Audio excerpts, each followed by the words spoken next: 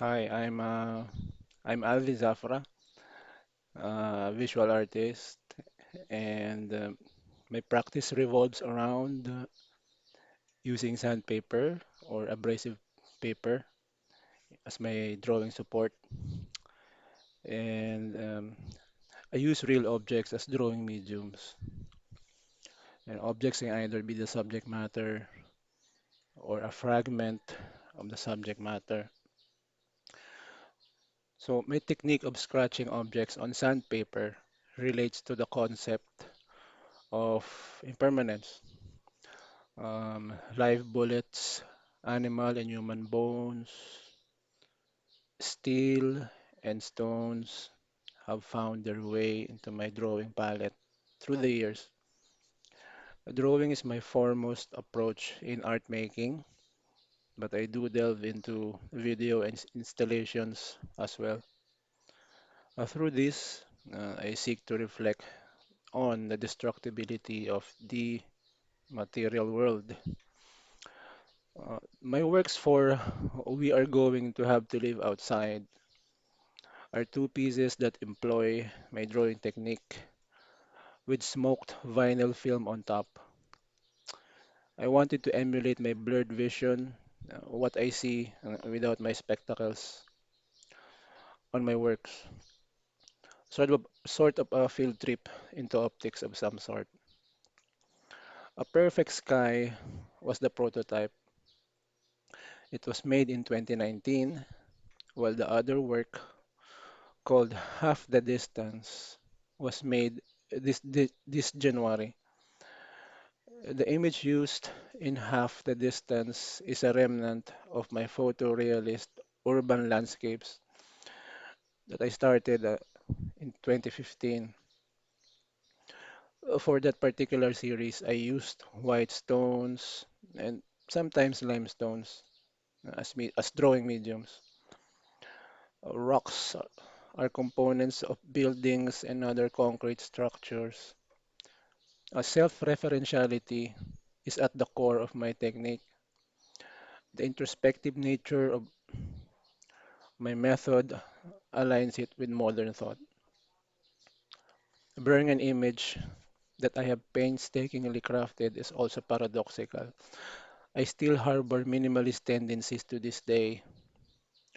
I was drawn to minimalism during my early years of art practice. I used to make drawings with layers upon layers of lines until I completely cover a big sheet of sandpaper. My aim at that time was to obliterate my medium and cover the sandpaper surface with the medium. My hazy images are a pact between real and the nominal. This is realism that is almost supplanted by minimalism. Where do we go from here? With the ongoing pandemic and uncertainty in all fronts, the future is indefinite and elusive. Thank you.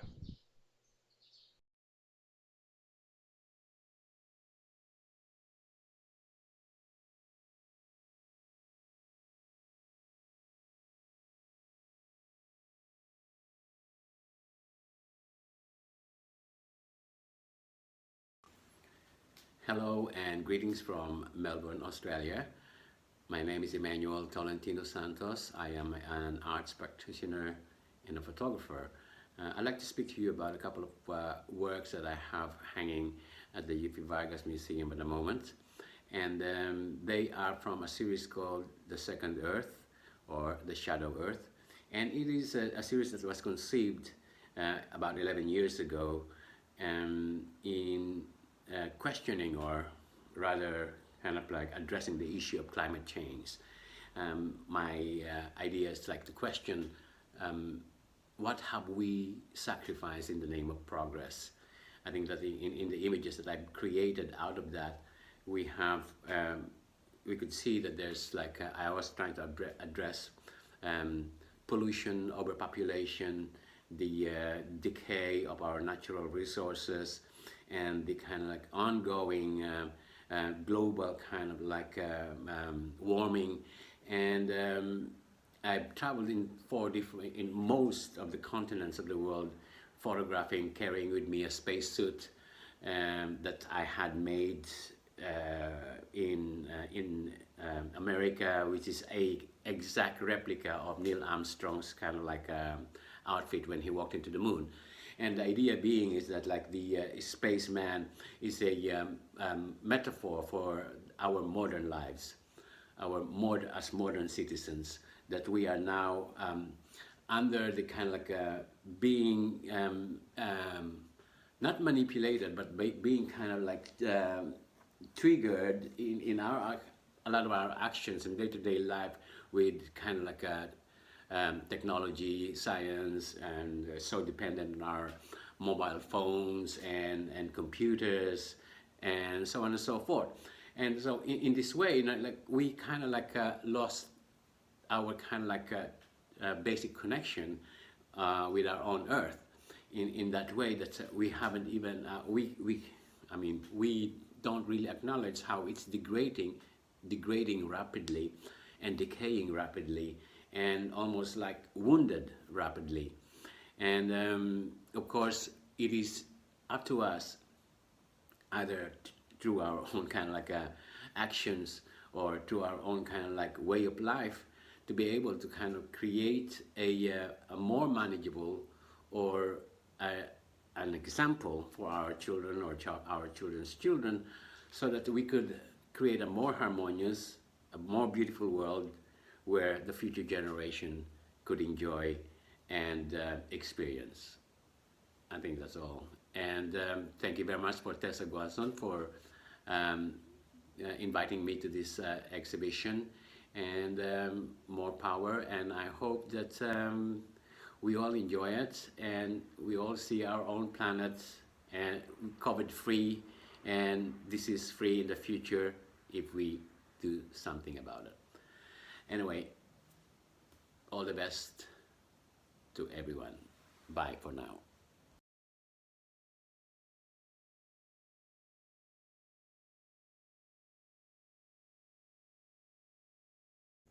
Gandang araw, ako si Buen Calubayan. Yung artwork ko na tinatawag kong lifespan ay isang diagram na nagpapakita ng life cycle ng isang artwork.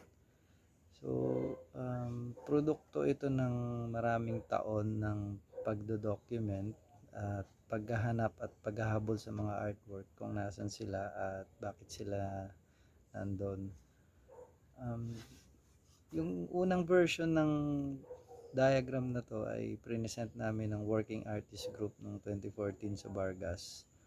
Nagkaroon kami ng Collections Management Service kung saan in-identify namin yung mga artworks na nakatenga sa storage ng Vargas Museum at inattempt namin itong isoli sa mga may-ari.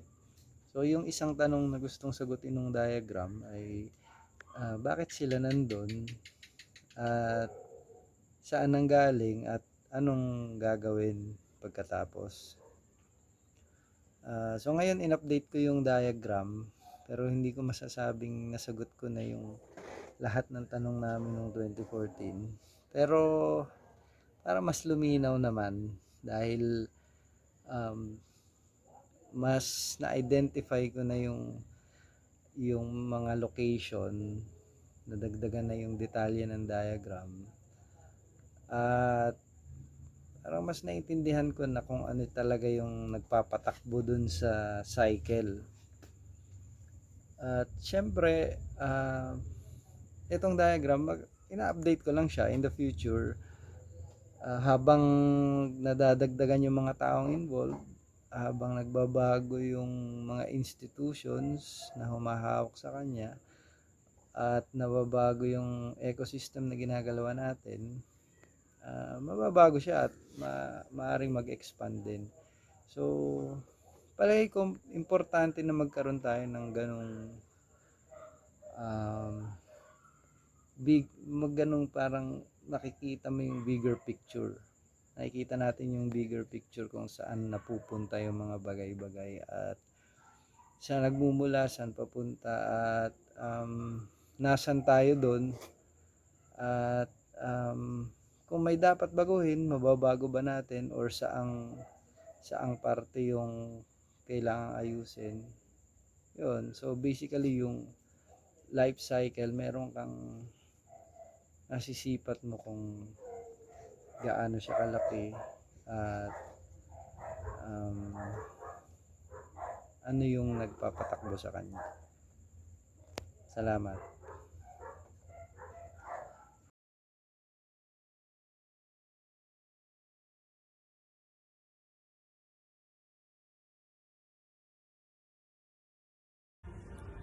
Yung title ng work ko sa show na to is Found Empire. Yung take-off image is cut trunk na nahanap ko during my afternoon walks after kong experience yung Ulysses.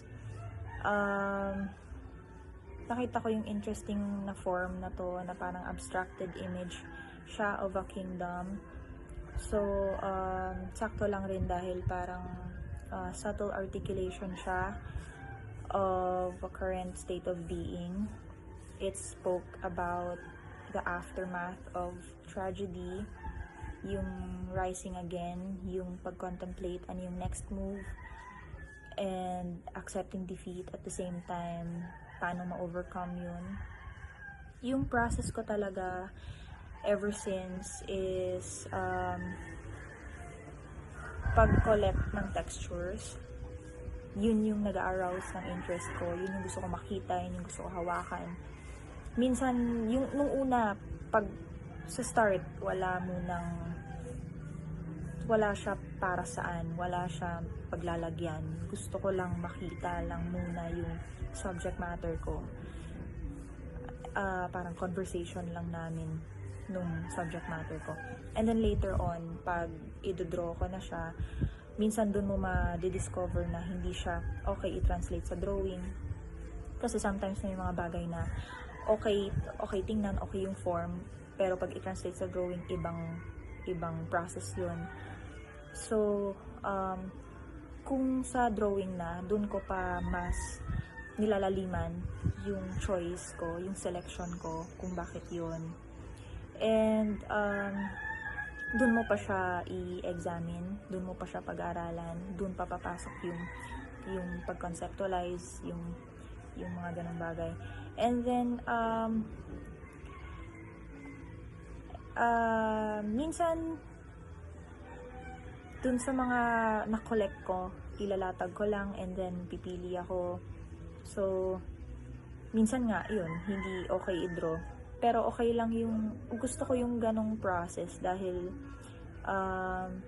interesting sa akin yung mistake, interesting sa akin yung erasure. Okay lang magkamali, okay lang na nilipat sa papel tapos hindi pala nag-work. Kasi nag-work din later on sa akin yung erasures.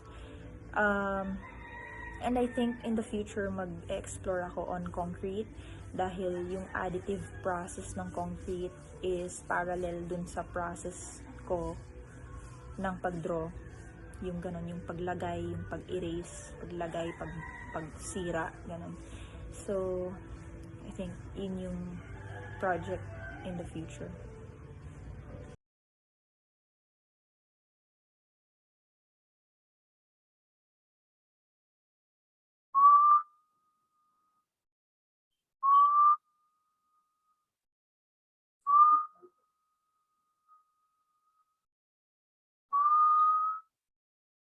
Whistling can calm a person who is in danger and distress.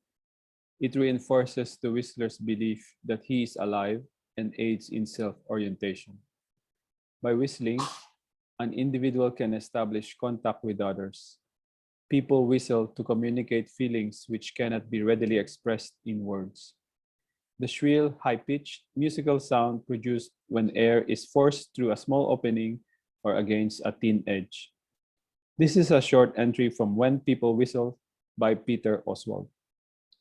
For the project Whistle, I collected whistle recordings from different people in Japan and in the Philippines, including local people, migrant workers, elderly, and Filipino-Japanese that I have met throughout my 10 years of living between Manila and Osaka.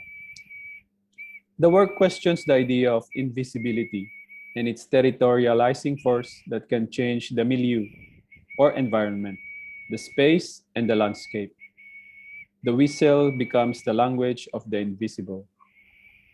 Whistling as the most natural form of making a sound, an acoustic signal coming from the inner body without using any physical contact like clapping. A sonic gesture of the inner body to get attention, to call, a wave of boredom as well as being high-spirited, a feeling of fear, an aura of being secured, at the same time unsecured. A revelation as likened to whistle, blower, you can attract a bad spirit as well. A complicated implication of the wind of the body. When sailing along the American eastern seaboard, it is said one is cautioned against whistling. To do so could cause a storm.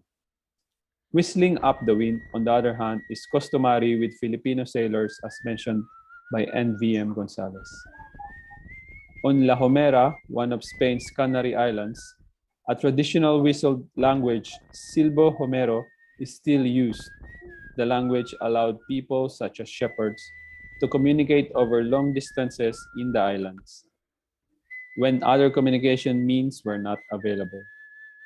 The sound installation was installed obscurely in the park, blending to the sound of the environment.